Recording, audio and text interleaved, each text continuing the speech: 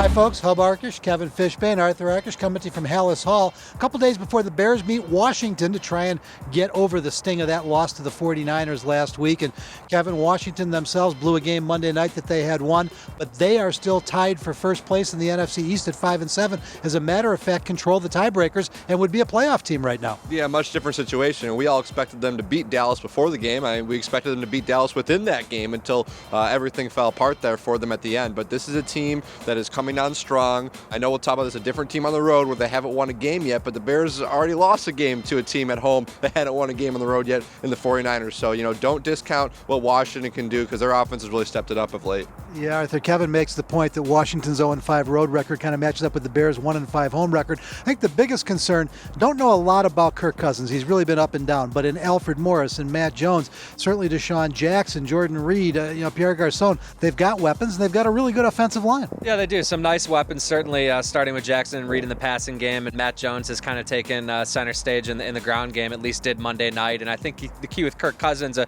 classic West Coast guy, is that he's distributing the football to his playmakers, protecting the football at least at home, but 8 of his 10 interceptions have come on the road. So you're going to see some of the boot action stuff that gave the Bears trouble a few weeks ago, and the run game hasn't been consistent, but the Bears' run defense hasn't exactly been either. Yeah, it's interesting. Brandon Scherff taking 2 spots ahead of Kevin White has started every game. Trent Williams, a really good left tackle. They're solid on offense. Cousins really is the problem. He's kind of up and down.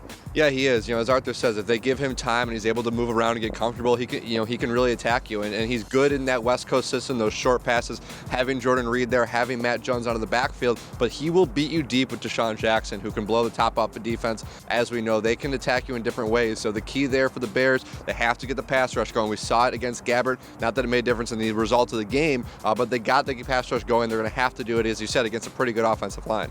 Now, guys, defensively, Washington's been pretty banged up this year, but they've got a couple guys who can get after the quarterback. Arthur in particular, Chris Baker up front, Ryan Kerrigan. These guys are doing a nice job of rushing the passer. Yeah, especially Baker, a guy probably Bears fans don't really know about. I think he's been the most consistent disruptor up front for Washington. Ryan Kerrigan coming off the injury, the numbers are starting to come on, but there was no pass rush for Washington last week. It was actually Darren McFadden fumbling and really more Dallas's miscues that allowed Washington to even stay in that game. Now, they've lost, of course, D'Angelo Hall early in the season. Brashad Breeland has come on nice at cornerback. And Mason Foster, somebody the Bears fans may remember from training camp, just stepped in for an injured Perry Riley, making some plays at linebacker. Yeah, he is. Jay Gruden talked to us on Wednesday at Halas Hall with a lot of good things to say about what Mason Foster's brought to this team. But you mentioned Breeland earlier. I watched that battle he had with Des Bryant. Des made the big catch there on the final drive, but it was a really tough catch. Breeland was very close to them. I expect Breeland to be on Alshon Jeffrey all game long. Cutler only completed 4 of his 12 targets to Jeffrey. They got to get him going. If the Bears can get Eddie Royal back, that'll help because you can see they're really missing receivers, and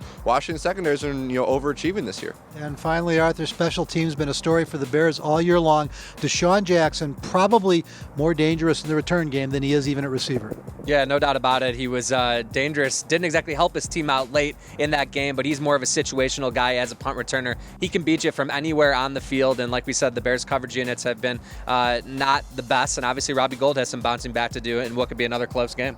Another winnable one for the Chicago Bears, guys, but we've seen how those can go both ways for this team this year. For the best coverage leading up to the game and the best coverage after, stay right where you're at 24/7 at chicagofootball.com.